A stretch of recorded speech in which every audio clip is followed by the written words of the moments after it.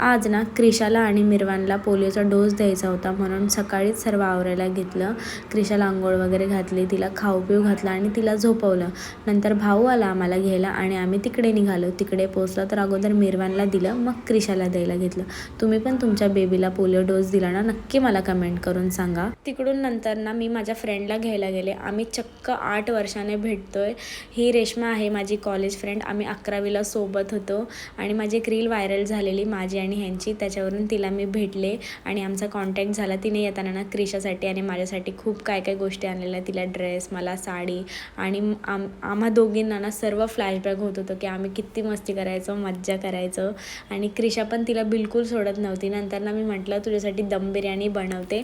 मग मी दम बिर्याणी बनवली तिच्यासाठी आणि तिला ती खूप जास्त आवडली. नंतर तिचा जायचा टाईम झाला आणि खरंच तिला सोडावंसं वाटत नव्हतं.